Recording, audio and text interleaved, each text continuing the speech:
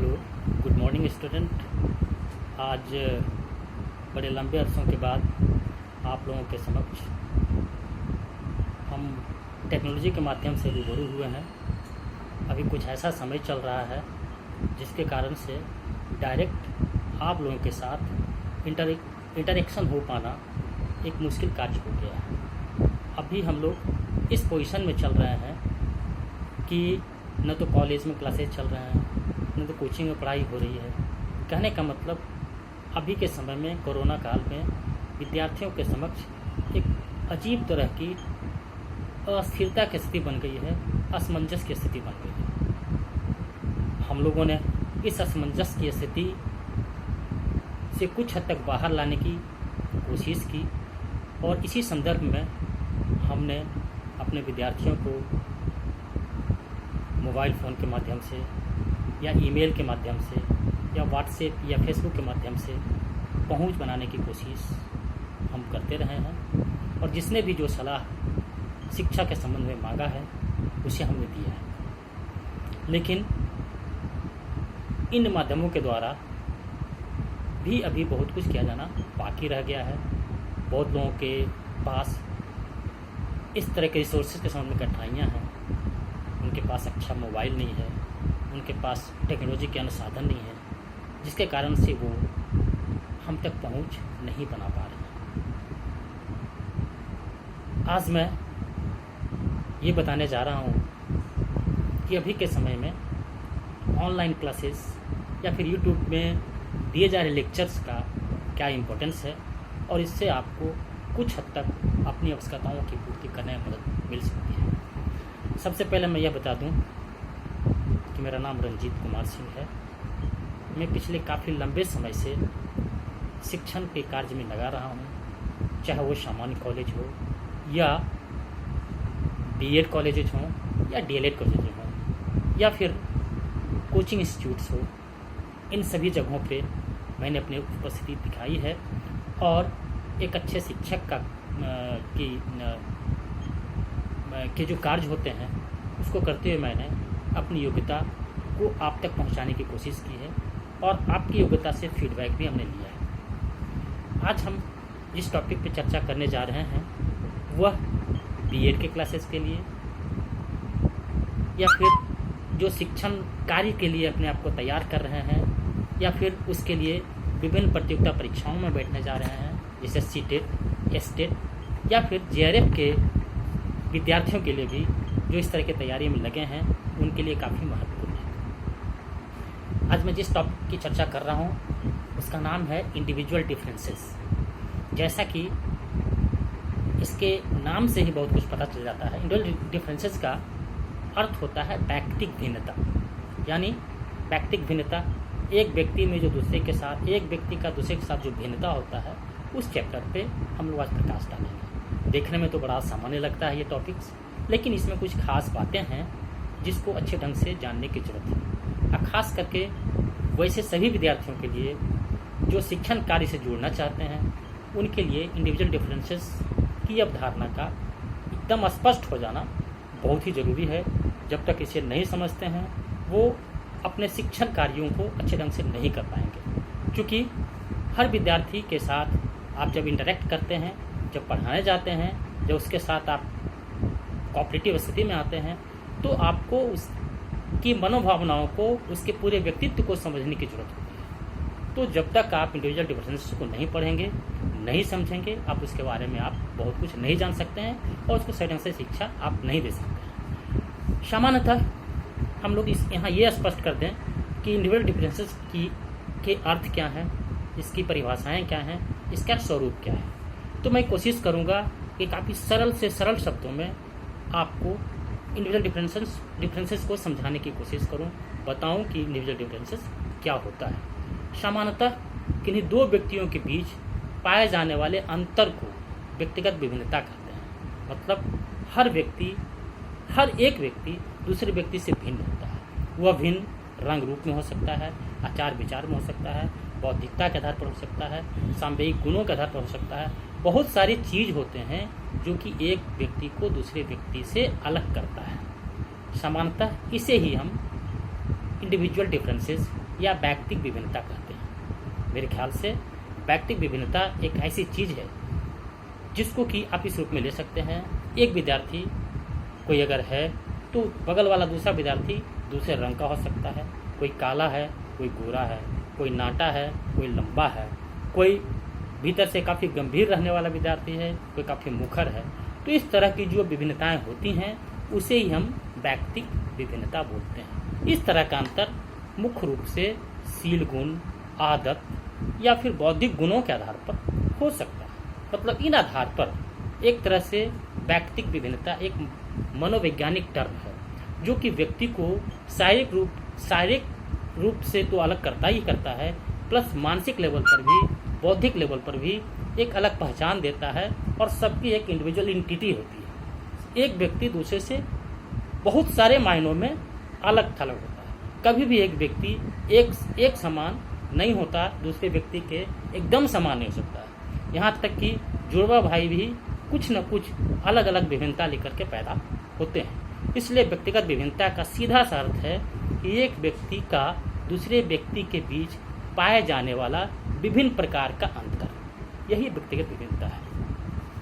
अब हम यहाँ यह बताना आवश्यक समझेंगे कि इस संदर्भ में बहुत सारे विद्वानों ने अलग अलग परिभाषाओं का उल्लेख किया है। खास करके एक दो परिभाषा जिसे जानने की जरूरत है उसे अवश्य जान लेना चाहिए।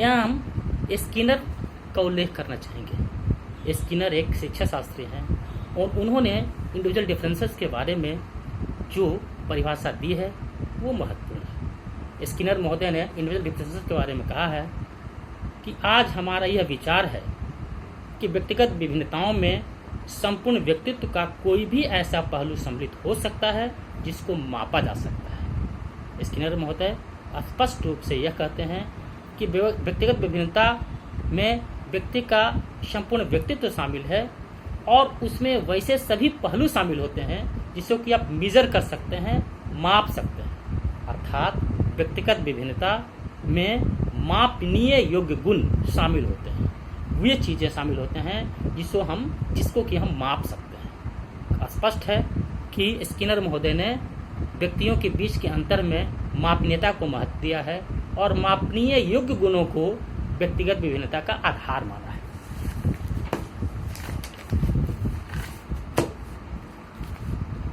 इसके अतिरिक्त स्किनर के अलावे टैलर महोदय ने भी व्यक्तिगत भिन्नता के संबंध में कुछ बात कही है और उसे जानना चाहिए। उनके हिसाब से, टेलर के हिसाब से, शरीर के आकार, संरचना, जैविक कार्य, मापक क्षमताएं, वृद्धि, रुचि, अभिव्यक्ति तथा व्यक्तित्व के लक्षणों में माप की जा सकने वाली विभिन्नताओं को व्यक्तिगत विभिन्नता कहा है। स्किनर से इन्होंने कुछ अलग हट करके ज़्यादा कुछ ऐसी बात नहीं कही। उन्होंने भी वही कहा है जो लगभग स्किनर ने कहा है। स्किनर की तरह ही ये भी मानते हैं कि शरीर के आकार, संरचना, जैविक कार्य, मापक क्षमताएं, वृद्धि, रुचि, अभिवृत्ति तथा व्यक्तित्व के अन्य लक्षण जो व्यक्ति में शामिल होता है, उन सभी चीज़ों को हम इसके अंतर्गत रख सकते हैं, जिसको कि हम माप सकते हैं, जिसको कि हम व्यक्तिगत भिन्नता कहते हैं। मतलब मापने योग्य, मापनीय अंतर को, व्यक्ति के बीच मापनीय अंतर को जिसे मापा जा सकता है, जिसे मेजर किया जा सकता है, जिसे स्केलिंग की जा सकती है, उन सभी को हम व्यक्तिगत भिन्नता में शामिल करते हैं। इस तरह आपने देखा कि व्यक्तिगत भिन्नता एक ऐसी चीज़ है, एक ऐसी अवधारणा है जो एक व्यक्ति से दूसरे व्यक्ति के साथ अलग करता है और उसके गुणों को अलग अलग करके पहचानता है और उसे मापने के बाद उसका मापने के बाद वो इस स्थिति में पहुंचता है कि कोई व्यक्ति दूसरे व्यक्ति से किस स्तर तक अलग है, भौतिक रूप में किस स्तर तक अलग है, शारीरिक भिन्नताओं में किस तरह से अलग है, उपलब्धि के स्तर पर किस तरह से अलग है। इस तरह से व्यक्तिगत भिन्नता को इन लोगों ने व्याख्यात करने का कोशिश किया है। हम सामान्यतः अब हम ये उम्मीद कर सकते हैं कि आपने व्यक्तिगत भिन्नता के अर्थ को और उसकी परिभाषाओं को लगभग समझ बना ली है, आप इसे आपने समझ लिया है। अब जहाँ तक हम इसके गहराई में जाने की जरूरत है तो यह मुख्यतः दो श्रेणियों में बंटा हुआ है।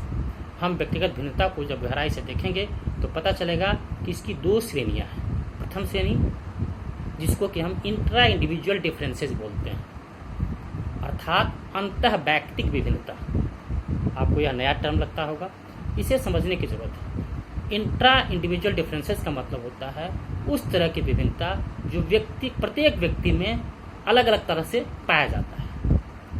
मतलब कि यह अंतः वैयक्तिक, एक व्यक्ति के भीतर की विभिन्नताओं को हम अंतः वैयक्तिक विभिन्नता या इंट्रा इंडिविजुअल डिफरेंसेस कहते हैं।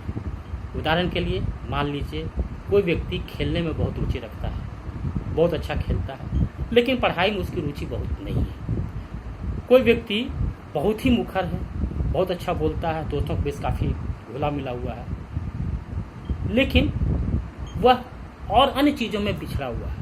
तो एक व्यक्ति के भीतर जो डिफरेंट तरह की जो विभिन्नताएं पाई जाती है उसको हम लोग इंट्रा इंडिविजुअल डिफरेंसेस के अंदर रखते हैं। जैसा कि नाम से ही पता है, इंट्रा इंडिविजुअल डिफरेंसेस, अंतः वैयक्तिक विभिन्नता, एक व्यक्ति के भीतर की विभिन्नता है, जो तरह तरह की विभिन्नता है, उसे हम अंतः वैयक्तिक विभिन्नता के अंतर्गत रखते हैं। दूसरी श्रेणी इसकी है जिसको कहते हैं हम अंतर वैयक्तिक विभिन्नता, अर्थात intra individual differences.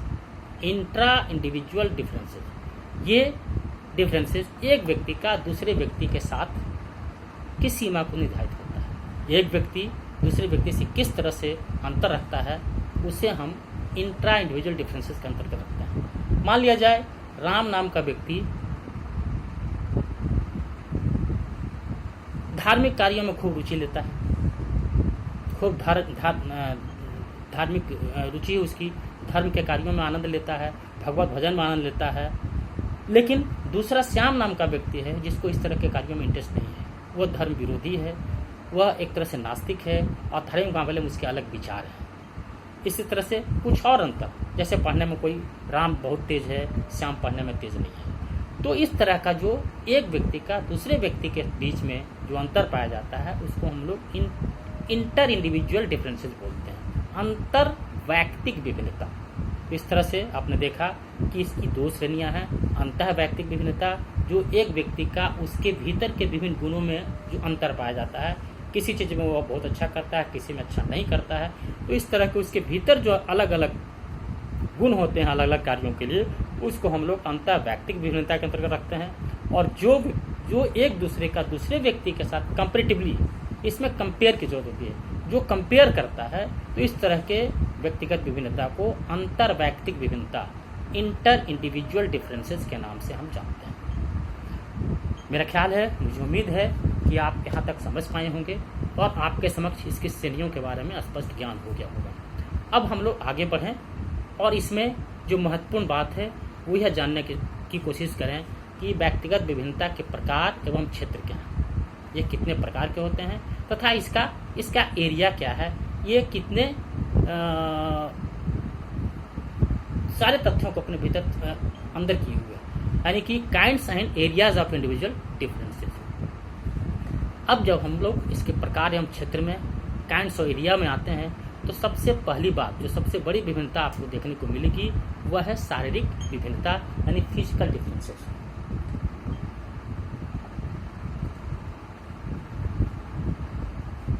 Physical differences में यह ध्यान देने की जरूरत है कि एक व्यक्ति का जो शारीरिक रूप से दूसरे व्यक्ति के साथ विभिन्नता होता है, शारीरिक रूप से, यानी कोई लंबा हो सकता है, कोई नाटा हो सकता है, कोई गोरा हो सकता है, कोई काला हो सकता है, तो इस तरह के अंतर को हम शारीरिक विभिन्नता बोलते हैं, फिजिकल डिफरेंसेस बोलते हैं।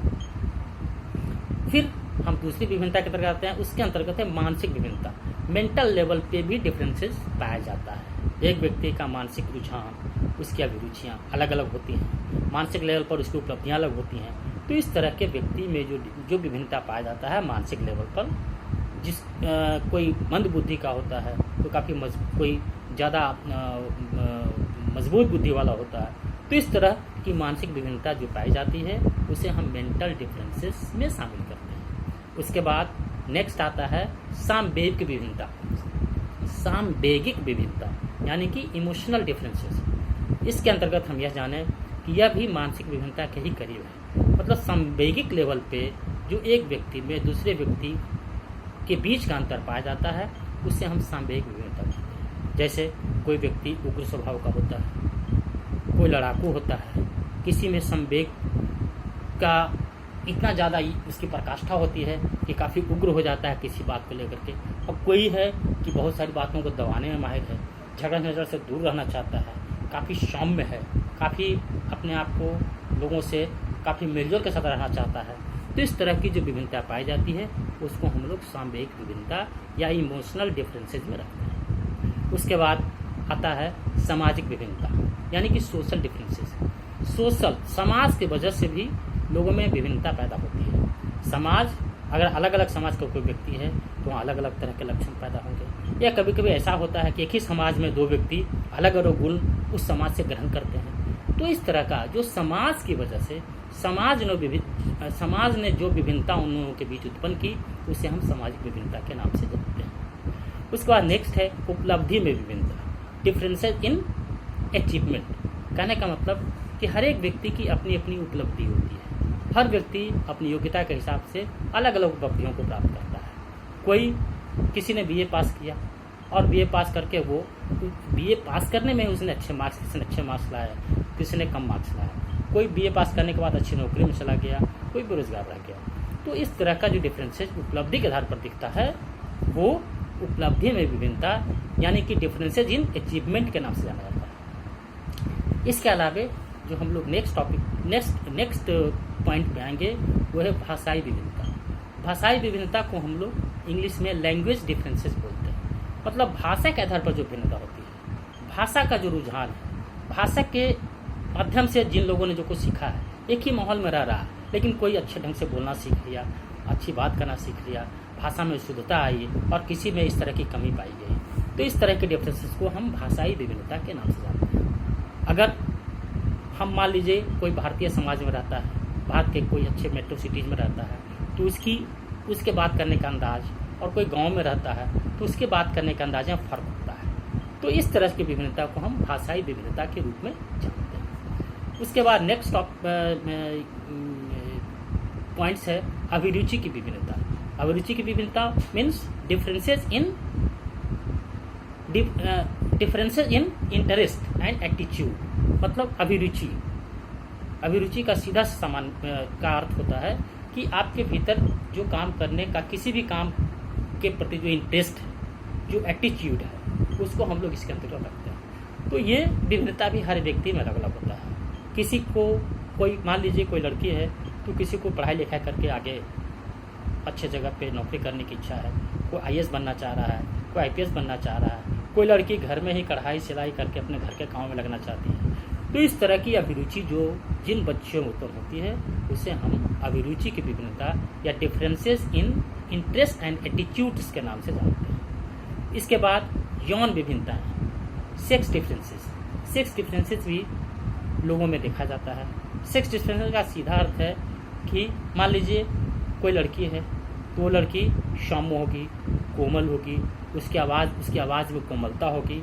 लेकिन दूसरी तरफ अगर कोई पुरुष है उसी एज का है तो क्या होगा, उसमें सौम्यता कम होगी, उसकी आवाज़ में कर्कशता हो सकती है, थोड़ा सा उग्र स्वभाव का हो सकता है। तो ये विभिन्नताएं जो आती हैं यौन संबंधी विभिन्नता हैं, और उसके वजह से दोनों में एक ही उम्र के लड़के और लड़कियों में अलग अलग तरह की विभिन्नताएं देखने को मिलती है। इसे हम यौनिक विभिन्नता या सेक्सुअल डिफरेंसेस के रूप में जानते हैं। नेक्स्ट है व्यक्तित्व की भिन्नता, डिफरेंसेज इन पर्सनालिटी के आधार पर भी लोगों में विभिन्नता पाया जाता है। किसी व्यक्ति की जो पर्सनालिटी बनती है, व्यक्तित्व का निर्माण होता है, उसमें बहुत सारे तथ्यों की गुंजाइश होती है।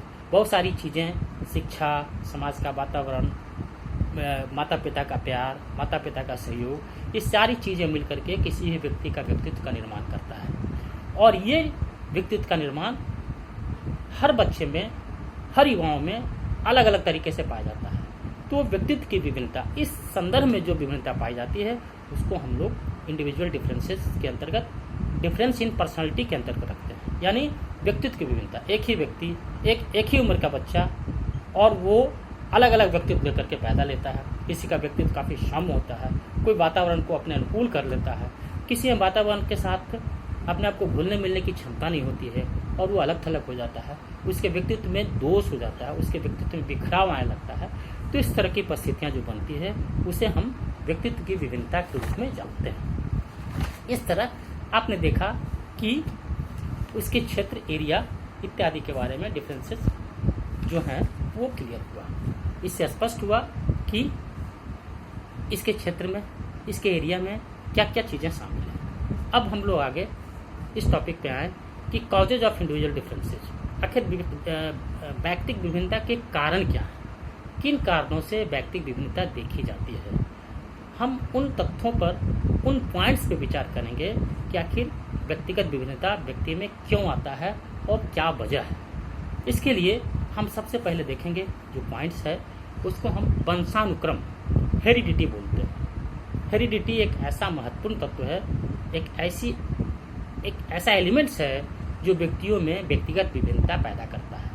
वंश कहा गया है कि अगर इसके अंतर्गत ऐसे समझिए कि अगर कोई माता पिता हैं तो जिस तरह का गुण उनमें है तो उनके बच्चों में भी उसी तरह के गुण विकसित होते हैं। अगर कोई साधारण बैकग्राउंड का माता पिता है, उसमें जो गुण विकसित हुए हैं, जिस तरह की अवधारणाएं विकसित हुई है, वो अपने ऑफस्प्रिंग को, अपने बच्चों में भी वो किसी न किसी रूप में पहुंचा देता है और वो उसी तरह का होता है। इसलिए एक कारण इसके अंतर्गत ये है कि वंशानुक्रम की वजह से व्यक्तिगत विभिन्नता देखे जाते हैं और उसमें अलग अलग आपको दिखेगा। उसके बाद इसका नेक्स्ट कारण जो है वो है वातावरण, इन्वायरमेंट भी व्यक्तिगत विभिन्नता का एक बहुत बड़ा कारण है। बच्चे जिस परिवेश में होते हैं उस परिवेश के तहत ही, उस परिवेश के हिसाब से ही उनका व्यक्तित्व बनता है, उनका विकास होता है। तो उसमें एक तरह का अंतर पाया जाता है। मतलब मान लिया जाए कि हम ठंडे प्रदेश में रह रहे हैं, कोई व्यक्ति ऐसे इस तरह से समझ सकते हैं कि कोई एक फैमिली है, इंडिया का ही फैमिली जा करके अमेरिका में बस गया और ठंडे प्रदेश में रह रहा है, बहुत लंबे समय से वहाँ उसकी परवरिश हो रही, वहाँ रह रहा है। या इंग्लैंड में जहाँ की ठंडा प्रदेश है वहाँ रहता है, तो क्या क्या अंतर पाया जाता है। और फिर दूसरी फैमिली कोई इंडिया में रह रही है, तो एक तरह से वातावरण का फर्क है। वहाँ ठंडा प्रदेश है तो निश्चित रूप से जो ही बच्चे वहाँ पैदा होंगे, वह जो लोग रहेंगे उनका रंग भी साफ होगा, वे गोरे होंगे, वो ठंड के प्रदेश में रहने से उग्रता उनमें कम होगी, गुस्सा उनमें कम आएगा, सहन शक्ति होगी, सहनशीलता बढ़ेगी। दूसरी तरफ हम भारत जैसे गर्म प्रदेश में या फिर अफ्रीकन कंट्री में चले जाते हैं या रेगिस्तानी इलाके में जहाँ के गर्म प्रदेश है, लोग गर्मियों में 45 से 50 डिग्री का टेम्परेचर झेलते हैं, तो वहाँ और यहाँ के लोगों के बीच आपको अंतर दिखेगा। यहाँ के लोग थोड़े काले होंगे या सांवले होंगे, इसके अलावे उनमें थोड़ा स्वभाव में उग्रता होगी। तो ये सारे डिफरेंसेज आपको वातावरण की वजह से पैदा लेता है। तो ये डिफरेंसेज जो होते हैं उसको वातावरण की वजह से बोलते हैं। उसके बाद नेक्स्ट जो अंतर है वो है प्रजाति एवं राष्ट्रीयता के बल पे। प्रजाति एवं राष्ट्रीयता भी इंडिविजुअल डिफरेंसेस में महत्वपूर्ण योगदान देता है। प्रजाति मतलब रेस, किस प्रजाति का, किस ग्रुप का, कहने का मतलब कि उसका रेस क्या है, कहाँ का रहने वाला है, किस तरह के, कहाँ से उसका उद्भव हुआ है, तो वो भी उसके गुणों के निर्धारण में बड़ा महत्वपूर्ण स्थान रखता है। उसके बाद है राष्ट्रीयता। राष्ट्रीयता मतलब नेशनलिज्म। इसके अंतर्गत हम अगर कोई डेमोक्रेटिक कंट्री के लोग हैं तो हमारे विचार कुछ अलग ढंग के होंगे, हम दूसरे की बातों को सुनने में विश्वास करेंगे, हम सहयोग और मेलजोल से बातों को रखने की कोशिश करेंगे, हम किसी समस्या पर एक सामुदायिक, एक सामूहिक विचार निर्माण का कोशिश करेंगे। लेकिन अगर कोई वैसे प्रदेश में है जहाँ तानाशाह का शासक है तो क्या होगा, उसके परिणाम स्वरूप वहाँ तानाशाही होगी, वहाँ बहुत सारे विचारों को पनपने का मौका नहीं दिया जाएगा, वहाँ विभिन्नता, सोसाइटी में विभिन्नता देखने को नहीं मिलेगी। तो ये इसकी वजह से जो व्यक्तियों में इंडिविजुअल डिफरेंसेज आएगा वो अलग अलग तरीकों का हो जाएगा और इसकी वजह से जो अंतर आता है उसे हम लोग प्रजाति एवं राष्ट्रीयता के कारण से हम बोलते हैं। उसके बाद आयु एवं बुद्धि, एज एंड इंटेलिजेंसी। आयु एवं बुद्धि की वजह से भी व्यक्तिगत विभिन्नता आपको दिखती है। यही विभिन्नता के महत्वपूर्ण कारणों में से है।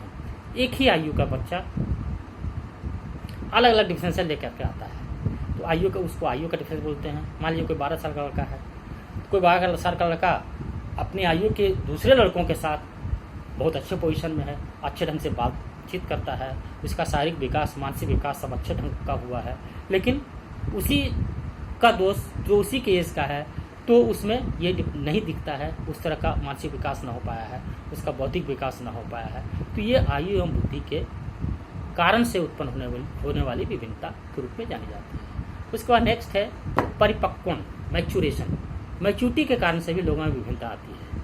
अगर कोई मैच्योर्ड हो चुका है, कोई अगर 20-22 साल 25 साल का युवा है और उसका मैच्योरिटी लेवल इस तरह का है कि किसी भी चीज़ पर किसी भी समस्या पर अच्छे ढंग का विचार रख सकता है, अच्छी बात कर सकता है और अच्छे ढंग से समस्याओं को रख सकता है, समझ सकता है, उसका समाधान निकाल सकता है। लेकिन कुछ लोग ऐसे होते हैं जिसमें एज तो आ जाता है उस तरह का, लेकिन उसे मैच्योरिटी नहीं आ पाती है, वो मैच्योर्ड नहीं होता है, वो किसी समस्या को अच्छे ढंग से समाधान नहीं कर पाता। तो मैच्योरिटी सिर्फ उम्र बढ़ जाना ही मैच्योरिटी का लक्षण नहीं है। कभी कभी ऐसा होता है कि 20-22 साल के युवा और उनमें बुद्धि के लेवल पर, मैच्योरिटी के लेवल पर 10 साल की तरह का वो बिहेव कर रहा हो। तो ये एक महत्वपूर्ण चीज़ है। ये जरूरी है कि मैच्योरिटी आने से उसे बुद्धि आई कि नहीं, उसकी IQ बढ़ी कि नहीं, ये महत्वपूर्ण है। अतः ये कारण भी है व्यक्तिगत विभिन्नता के अंतर्गत मैच्योरिटी भी बहुत हद तक मायने रखता है और बहुत हद तक उसके कारणों में शामिल किया जाता है। उसके बाद है सेक्स, लिंग के बारे में हमने पहले भी चर्चा की है कि यह भी एक व्यक्तिगत विभिन्नता को उत्पन्न करने में एक महत्वपूर्ण भूमिका निभाता है। जैसे कि हमने बताया, लड़कियों में अलग तरह के गुण विकसित होते हैं उसी एज के लड़कों की तुलना में। लड़कों में अलग तरह के गुण विकसित होते हैं। लड़कियों में सॉफ्टनेस, कोमलता शारीरिक रूप में या वैचारिक रूप में देखी जाती है, लेकिन लड़कों में ऐसा कुछ नहीं है। उसमें हार्डनेस होगा, वह विचारों से उग्र होगा, वह शक्ति प्रदर्शन में विश्वास करेगा, लेकिन लड़कियों में इस तरह की बात नहीं दिखी जाती है। तो व्यक्तिगत विभिन्नता के कारण में भी ये एक महत्वपूर्ण पॉइंट के रूप में जाना जाता है। उसके बाद है आर्थिक स्थिति एवं शिक्षा, इकोनॉमिकल कंडीशन एंड एजुकेशन। ये भी व्यक्तिगत विभिन्नता के एक बहुत बड़े कारण है। जिस तरह का अगर किसी बच्चे का लालन पालन ऐसे फैमिली में हुआ है जहाँ की आर्थिक स्थिति जिस घर की बहुत अच्छी है, काफ़ी रूप से संपन्न है, तो उसका शारीरिक विकास भी अच्छे ढंग से होगा, उसका मानसिक विकास भी अच्छे ढंग से होगा, किसी चीज़ का अभाव नहीं है। उसके अलावा शिक्षा का स्तर, शिक्षा भी उसको अच्छे ढंग से मिलेगी। तो इन सारी वजहों से उसका जो विकास होगा वो एक महत्वपूर्ण एक्सटेंट तक जाएगा, एक ऊंचाई को प्राप्त करेगा। लेकिन दूसरी ओर अगर कमज़ोर आर्थिक स्थिति के बच्चों के बीच में कोई अगर रह रहा है, कमज़ोर आर्थिक स्थिति में कोई बच्चे हैं तो उनका विकास बाधित होगा, वो उस तरह का विकास नहीं कर सकता है, शिक्षा का स्तर भी उसका नहीं अच्छा होगा और वो शिक्षा की ऊंचाइयों को प्राप्त नहीं कर सकता है। इस तरह हमने देखा कि व्यक्तिगत विभिन्नता के तहत कितने तरह के अंतर आपको दिखते हैं और ये कितना महत्वपूर्ण रोल निभाता है। खास करके ये एक महत्वपूर्ण टॉपिक है। मेरा ख्याल है कि आप सबने इसे अच्छे ढंग से समझा होगा और समझ करके इसको आपने एक अवधारणा विकसित की होगी कि आप अगर कहीं शिक्षक बनते हैं या बनने के प्रक्रम में हैं, कोशिश कर रहे हैं कि आप अच्छे शिक्षक बने, तो आप किसी विद्यार्थी को तभी आप अच्छे ढंग से पढ़ा सकते हैं, उसको अच्छा सिलेबस दे सकते हैं, उसकी आवश्यकता की पहचान आप कर सकते हैं, जब तक कि आप इंडिविजुअल डिफरेंसेस को आप जान नहीं लेते। हर एक व्यक्ति चूँकि अलग अलग आवश्यकताओं के लिए जन्म लेता है, उसे अलग तरह की शिक्षा देने की ज़रूरत है। उसको समझने के बाद ही आप शिक्षा दे सकते हैं।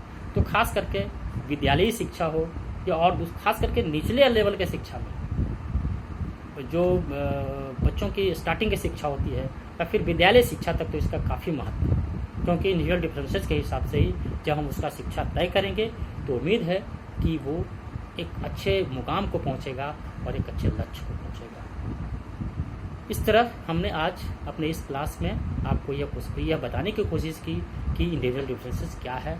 आशा है आपने इसे अच्छे ढंग से समझा होगा और आपको ये इससे बहुत लाभ मिला होगा, आपको यह अवधारणा क्लियर हो गई होगी। अब मैं अगले वीडियो में आपको दूसरी अवधारणा को लेकर के उपस्थित हूँ।